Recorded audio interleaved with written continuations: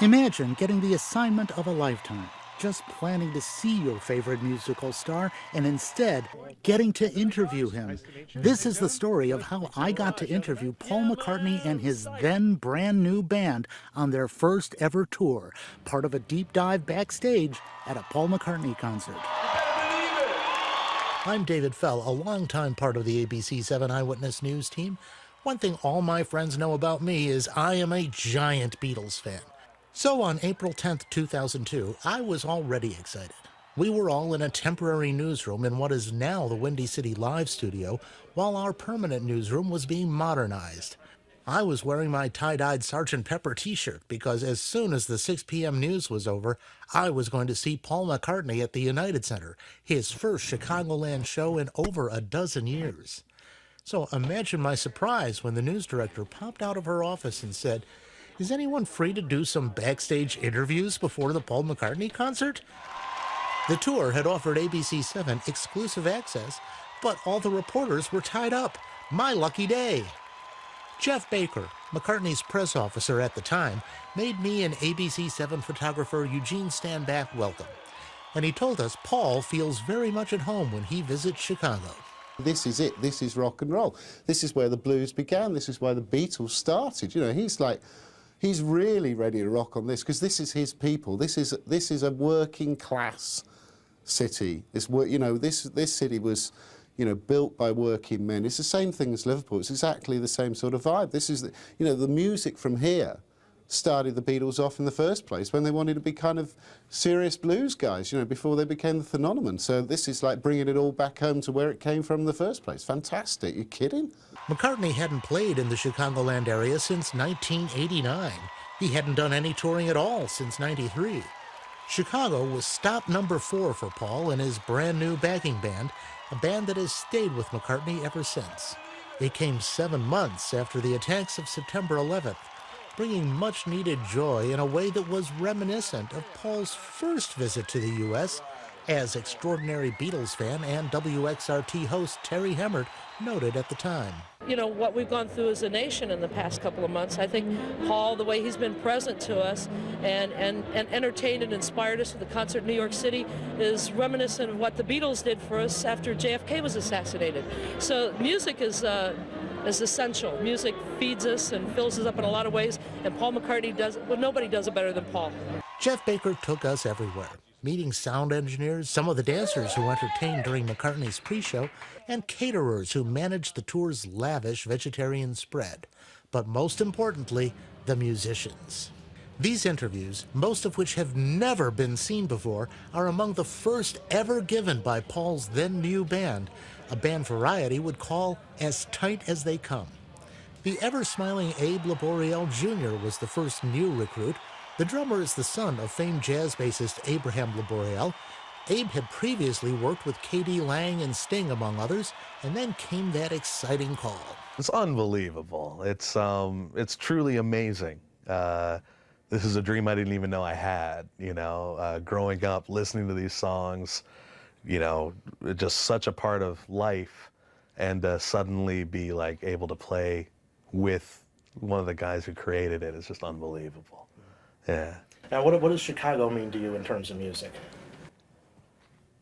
Well, for me, there's a lot of good food here, and a lot of good music comes from a lot of good food, I think. Plus, obviously, the history of the blues here, and it's just an amazing town, So there's always something going on, so always somebody playing music. So it's just going to be inspiring tonight. Great. Now, what's your story about how you got involved in this? You're on the record, right? Yeah, I played on Driving Rain, which was just an amazing experience. David Kahn, the producer of the record, was somebody who I had met a couple of times, had some really nice conversations about life and music. And when he had been asked to produce the album, he, for some reason, unbeknownst to me, thought of me, and I've been grateful to him ever since. He asked me to do the record, and after I picked my mouth off of the floor, I said yes. Yeah. So are you pinching yourself every day? Absolutely. Are you kidding? You can't get this smile off my face. It's just amazing. Like Laboriel, lead guitar player Rusty Anderson got a call to work on McCartney's Driving Rain album. Oh man, it's been a dream come true. Really, really fun. You know, I mean, this is what, our 5th show? Yeah. And yeah, it's amazing. I mean, it's all felt so natural. You know, I think everyone, you know, really gets the music and appreciates it. And a lot of times, you know, you play in a situation where everybody isn't completely, you know, into it, or it is some, like, you know, sort of rub or something. And this one's just been like, you know, real magic. Mm-hmm. Tell me, how do you feel about coming here to Chicago? Oh, Chicago is, it's almost like the most American city in a way. It's kind of in the middle of everything, you know. And the only thing I have a hard time getting past is like looking at the ocean and not being able to see the other side because it's a lake, and you know, that old deal. Mm-hmm. How did you end up being in Paul's band? Actually, did the record, the Driving Rain record. That was when I first met him, along with Abe, and a friend of mine, David Kahn, who's a producer who I'd worked with a lot, you know, he called me and says, hey, you know, I think I might be producing the new McCartney record. I said, wow, that's amazing. I was so happy for him, you know, because I thought, wow, and happy just because he's a great producer, and I thought, it's perfect, you know. And he goes, well, you know, there might be some guitar playing, you know, needed. I'm like, I'm your man, you know. So, and at first I didn't even think of that, and then, you know, it started hitting me, and I'm like, wow, this, because the Beatles are the reason that I play music. I mean, that's why I started. So you know. Are you, like, pinching yourself every day? Yeah, at least once a day. Yeah. Okay. Brian Ray plays lead guitar, rhythm guitar, and bass when Paul's playing the piano or the guitar. He toured as Etta James's musical director for 14 years before joining up with McCartney's band. I've just heard from a dear friend of mine who just played here with Weezer that it was one of the best places he'd ever played, and for one of the best crowds he'd ever played with. So I'm really excited to be here tonight. How did you end up getting the gig to work with Paul? That's a good question. I had been touring with Abraham, the drummer, and we've been touring in France for quite some time with a couple of the premier French artists. And Abe gave my name to Paul's producer. Paul's producer called me up and asked me, would you be interested in coming and playing the Super Bowl? And I said, well, hell yeah. And he said, can you be down at my office in an hour? And I said, I'll be there. And we just met, and that sort of gave me a little bit of an inside track on the tour, and just worked my buns off to get here, yeah. How does it feel working with such a legendary performer? Oh, it's an amazing feeling. I mean, you can imagine. The songs, the melodies, the arrangements are etched in my heart, in my soul, and in my life, you know. I'm of an age where I remember very distinctly the night that they blasted out of the TV set, and it just meant the world to me. It changed my life. I mean, to be honest with you, I'm sure you've heard this before, but it's the thing that made the difference to me. I never had to make a decision what I wanted to do with my life after that night.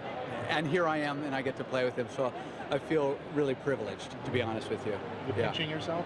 Oh, you know, I'm pinching myself every day. I just can't believe it. You know, it's, what a privilege.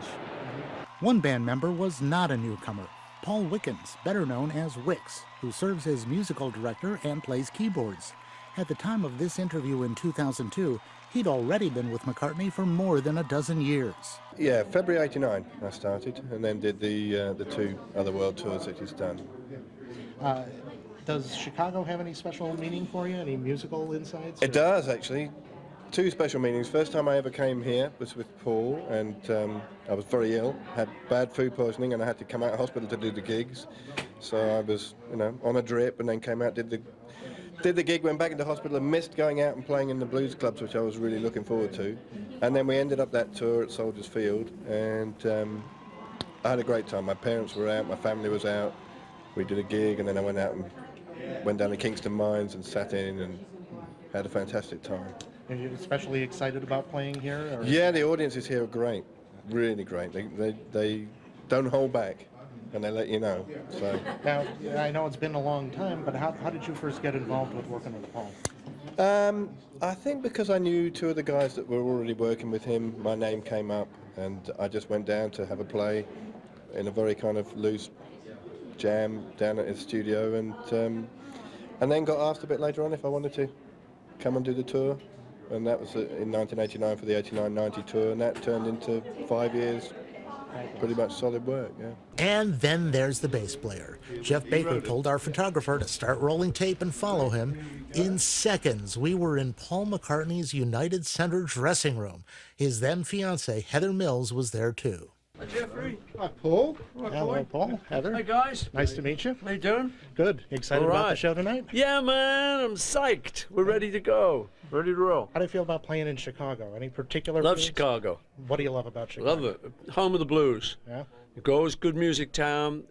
We always love the people here, and they seem to like us. Now, it's been like 10 years, 12 years since you've been here on 50. tour. 50 50, years. at least 50, man. Yeah, but I'm ready to roll tonight. Yeah. How's the tour been going so far? Brilliant. Really great. Yeah, been having a great time. Any surprises about stuff that people were responding to more than you expected? You know, as we go along, the song Freedom kind of builds. You know, it was kind of really hot the first night. It gets hotter every night. No, we're just pleased that the people are loving the show and that we're loving playing for them. And it's just rolling. We're rolling around America, driving USA. Thinking about taking the tour anywhere else? I know people in Europe have been clamoring. Yeah, no, at the moment it's just America. Yeah, but we're rocking and rolling, and we're looking forward to tonight. So I hope you enjoy the show. Let's go! All right! We also got to hear a bit of the band practicing their backing vocals, a few oohs and ahs from Let It Be and Hey Jude. As you might guess, copyrights, music clearances, and the like mean I can't share those sounds with you or music from the show. But it was amazing, and I got to watch Rusty Anderson do some guitar work very close up. And I'll be taking that home to study. Then, right on schedule, the band was led to the stage for a 2.5-hour show that left the audience enraptured. That's me there in the tie-dye. Smiling, singing faces everywhere you looked, leaving a very satisfied audience at the end of the night. I couldn't stop screaming. I'm going to have no voice tomorrow because of this. Oh, when he played Let It Be and Hey Jude back to back. Awesome. Awesome. I was ready to die. Oh my God, I'm not going to have no voice tomorrow for school. What was the best part? Him, oh my God, I don't know. Everything's all the best. He sang 37 songs, played about 2.5 hours. I've been to a lot of shows, and it was a very sentimental concert, and he played acoustic for a lot of the show. And I've got a song list of everything that he sang, and you know, he went from Band on the Run to early Beatles to late Beatles to Wings, and it was tremendous. We did have one final encounter as the band was leaving the United Center, the always joyful Abe Laboriel Jr. leaping up in front of our camera, and then we got a quick greeting as McCartney headed out to his next adventure. Oh, yeah, all right, man. See you next time. Yo! David Fell, ABC 7 Eyewitness News.